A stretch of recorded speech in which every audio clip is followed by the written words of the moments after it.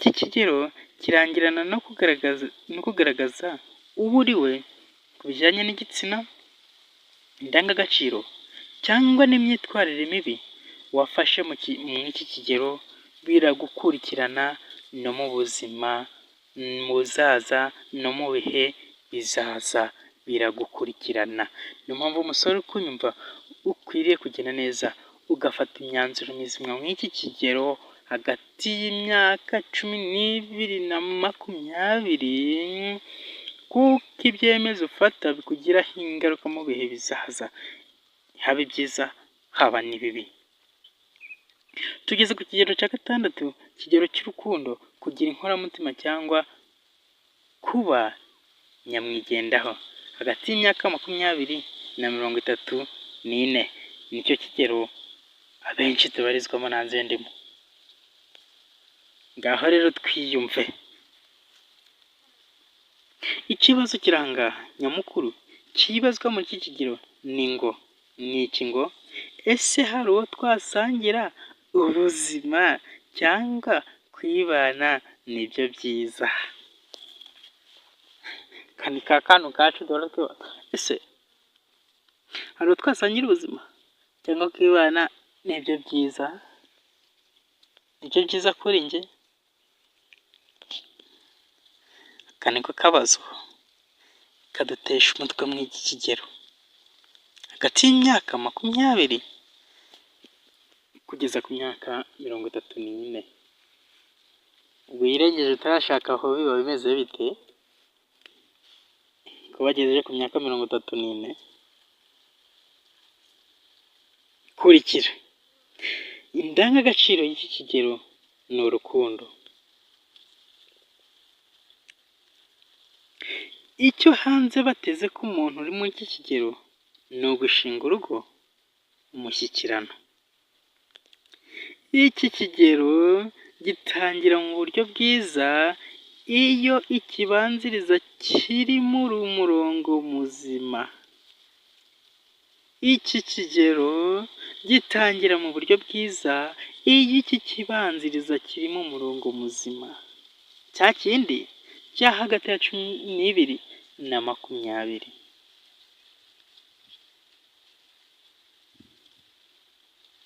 Iyo iki kibanziriza kiri mu rugero ruzima, nta shiti, iki kigero gitangira mu buryo bwiza.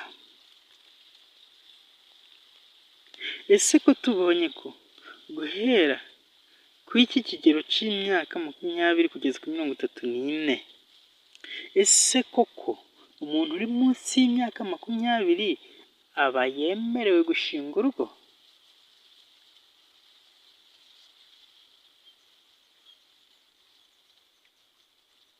Twarabibonye mu byigisho byatambutse byo ku topic ivuga ngo inzira y'ubusore bunejeje, tubona yuko umusore uri munsi y'imyaka 22,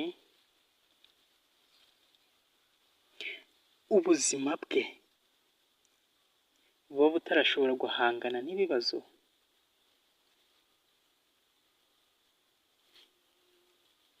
ndetse no gukemura ibibazo by'urugo muri make. Niyo mpamvu rero umusore, niba uzi kuri munsi y'imyaka 20, bakwigerezaho ugiye gushaka umugore, tuza kandi tegereza, we gushyuha. Twabonye ko ngo witonze akamishashi n'izindi migani bababwiye mw'ibyo byigisho, muze kubireba neza. Kiriya kivuga nko kurambagiza uwo muzabana, muze kubisubiramo neza. Uwiteka abatera umwete kandi abaho umwanya wo kubisubiramo. Yego, tubonye ko iki kigero gitangira mu buryo bwiza iyo ikibanziriza kiri ku murongo muzima. Ibi bice byombi bifite aho bihuriye cyane. Abakuze bakomeza kubaka abo bari bo binyuze mu mibanire yabo n'inshuti. Bahorana impungenge zo kuba babura ababiyumvamo. Yego, bahorana impungenge zo kuba babura ababiyumvamo, cyangwa bagaterwa ubwoba nuko habaho gushwana no gutandukana kandi batashobora kubyihanganira. Abamaze kuba bari bo by'ukuri nibo baba bashobora kugirana n'abandi umushyikirano wimbitse. Uwo mushyikirano ushobora kuramba inshuti za bugufi ndetse no gushyingiranwa, kandi ushobora no kurangwa n'ubwitange, kwitangirana no kubahiriza amasezerano agenga isano. Iyo muri iki kigero utiyumvamo ubushobozi bwo kugirana umushyikirano uhamye n'abandi, uba nyamwigendaho. Muri iki kigero bimeze gutyo uba nyamwigendaho. Iki ni cyo gihe cyiza cyo gushinga urugo, hagati y'imyaka 20 na 30, uhereye ku myaka 20 ukageza ku myaka 34. Iki ni cyo gihe cyiza cyo gushinga urugo, kandi ni nacyo gihe cyiza cyo kubyara. Amarangamutima y'umuntu uri muri iki kigero aba yerekera cyane ku nkoramutima ze. Kuzitaho biramworohera, kuzumva no kuzitangira iba ari intego. Iki cyari ikigero cyo guhera ku myaka 20 kugeza kuri 34 tubonyemo yuko ari igihe cyo gushakamo, ikigero cyo gushakamo. Yego, ikigero cya 7 ni ikigero cy'ubushobozi, gutanga umusaruro cyangwa kutagira icyo wimarira. Aha ni handi hagaragara ko watanze umusaruro cyangwa uzatanga umusaruro cyangwa nta kigenda, ntacyo uzimarira, guhera ku myaka 35 kugeza ku myaka 65. Aha ngaha uba warakoze. Niba utarakoze, icyizere kiba kimaze kuyoyoka, ibyo utagezeho kiba kimaze gushyira. Ariko niba hari icyo wagezeho, icyizere kiba gihari yuko imbere ari na heza. Ikibazo cy'ingenzi muri iki kigero yibaza ni iki ngo: ese hari icyo nagezeho kandi gifite agaciro? Indangagaciro y'iki kigero ni ubushobozi. Icyo yitezweho kuri iki kigero: ububyeyi. Yego, aba ari umubyeyi hano, aba ari uburezi ku bana n'ibindi bisabwa n'umuryango mugari arimo. Ububyeyi, uburezi ku bana ndetse n'ibindi bisabwa n'umuryango mugari abarizwamo. Igihangayiko umuntu ageze muri iki kigero ni ugutanga umusaruro. Indangagaciro yo gukora no kugira icyo ugeraho. Ese kubera iki kigero ari icy'ubushobozi? Umusore, niba utaragera ku bushobozi, ufite hagati y'imyaka 20 na 25, humura bizaza. Saba Imana kandi usenge kandi ukore. Kugira abana cyangwa kubifuza si byo byonyine biranga umuntu watanze umusanzu we. Inshingano nyamukuru ibi bigendewe mu iterambere ni ugutanga inkunga yawe ku muryango mugari urimo no kubaka igisekuru cy'u Rwanda rw'ejo. Mu gukora ugamije gutuma ubuzima bw'umuryango mugari buhinduka bwiza. Mu kwagura umuryango we bwite, niho hagaragarira ko muri we yifitemo intumbero yo gukora no kwiyubaka ndetse no kubaka izina ryiza.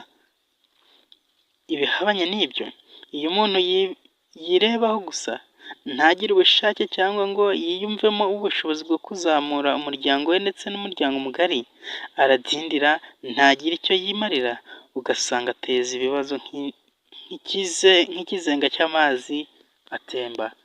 Nshuti muvandimwe, Imana ikurinde kuba nk'iki kizenga cy'amazi adatemba. Imana ikurinde kuba umuntu uteza ibibazo. Kunyurwa kwe biba biri kure nk'ukwezi. Uyu muntu w'imyaka 35 kugeza kuri 65, kunyurwa kwe biba biri kure. Dore urutonde rw'ibiba bigamijwe n'umuntu uri muri iki kigero, utaragize ikibazo cyo kwangirika mu mibereho mu bigero byabanje.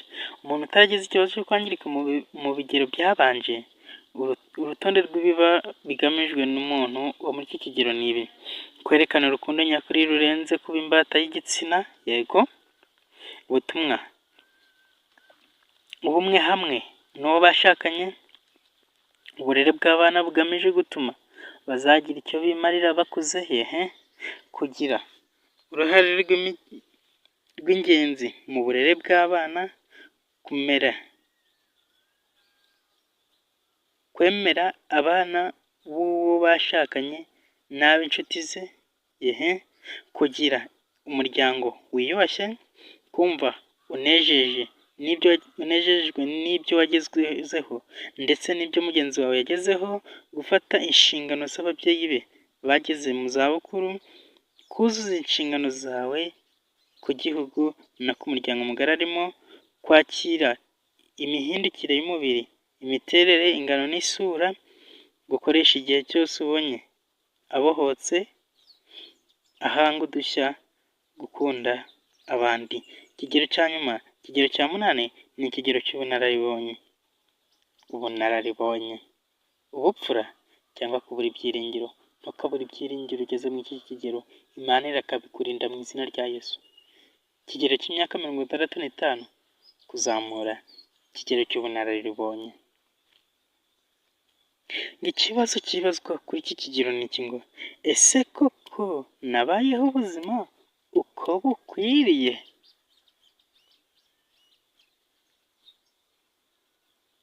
Ese koko nabayeho ubuzima uko bukwiriye? Ikigero cy'ubupfura, ubunararibonye cyangwa kubura ibyiringiro. Indangagaciro yo muri iki kigero ni ubunararibonye, ubuhannyi, sesa. Iki kigero cya nyuma kirangwa no kwisubiramo. Uko tugenda dusaza dusubira ibwana ku byerekeranye n'imishinga. Igihe cyo kuruhuka kugera izabukuru kiba kigeze. Ni muri icyo gihe rero umwana aba agiye gusubiza amaso inyuma. Ni muri icyo gihe rero umuntu aba agiye gusubiza amaso inyuma, akareba ibyo yagezeho byaba ari byiza, agasazana ubupfura n'ubunyangamugayo. Yaba ntacyo yageze cyangwa yarahemutse, akiheba, akagira umushiha no kwanduranya kubwo kubona ko ntacyo yamaze. Ibi bishobora kuba byatuma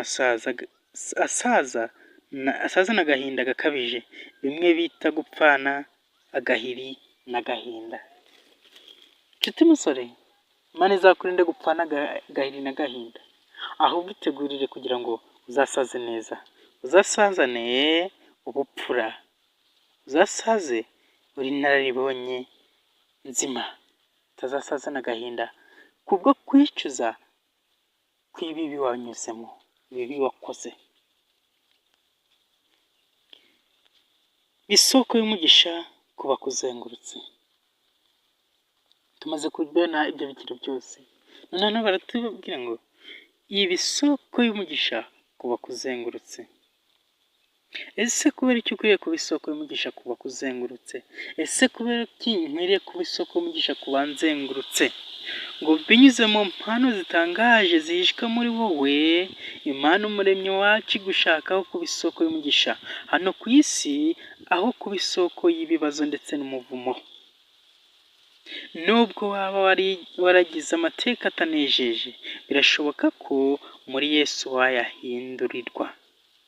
Nubwo waba waragize amateka atanejejwe, ariko muri Yesu bishoboka ko wahindurirwa. Imibereho y'abasore b'intwari muri Bibiliya iduhamiriza ko bishoboka rwose kuba isoko y'umugisha ku babyeyi, ku bavandimwe, ku bazagukomokaho, ku muryango mugari ndetse no ku nyokomuntu muri rusange. Ushobora kuba isoko y'umugisha ku bakuzengurutse. Imibereho iboneye kandi itunganye ibonerwa muri Yesu Kristo, niyo yonyine ishobora guhindura ukabera abandi umugisha. Zirikana ko nta zahabu igira umumaro itabanje guca mu ruganda. Nta zahabu ishobora kugira umumaro itabanje guca mu ruganda. Ni nako bimeze ku bifuza kubaho ari ab'igiciro, bafite amahoro ku Mana no kuri bagenzi babo. Kristo niwe ruganda dukwiriye kunyuzwamo, ubushake bwacu bukazimirira mu bwe, imibereho igahinduka iyacu. Kugira imibereho iboneye biratwaranirwa, ntabwo ari ibintu byizana, nta nubwo ari ibintu bikurwaho gitumo, ahubwo biratwaranirwa. Ku bwacu na kamere yacu yangiritse ntidushobora kugera kuri iyo ntera. Ubushake bwacu bukwiriye kwegurirwa Imana, yo itubashisha gukubita hasi impaka n'ikintu cyose cyishyiriye hejuru kurwanya kumenya Imana, tugafata ibitekerezwa byose tukabigomororera Kristo. Ubwibone n'inarijye bikwiriye kubambwa kugira ngo tubashe kwakira umutima wa Kristo. Mbese twiteguye gutanga ikiguzi cyose dushobora kuzabazwa, twiteguye gutanga ikiguzi cyose dushobora kubazwa. Kristo we wenyine niwe ubasha kukugira uw'agaciro, niwe ubasha kukugira isoko y'umugisha ku bakuzengurutse. Wowe ubwawe ntiwabyishoboza, ariko icyo usabwa ni kimwe, ni ugutera intambwe ugana Kristo, maze Kristo agahindura imibereho ndetse n'imico yawe, akakwibagiza ibyashize, akongera akagutangiza bundi bushya, akaguha imibereho inejeje kandi imibereho ishimishije. Inzira y'ubusore bunejeje nta handi wayibonera uretse mu gukurira muri Kristo. Ho honyine niho ubasha kugira ubusore bunejeje. Kristo abashoboze kandi abambike imbaraga yo kumusanga, abarinde ikibi cyose, mu izina rya Yesu tubisabye, amena. Urakoze Data mwiza, Mana ikomeye, Mana ishobora byose, izina ryawe icyubahiro. Tugushimiye neza, urukundo, ubuntu bwawe butarondoreka, ubihererwe icyubahiro.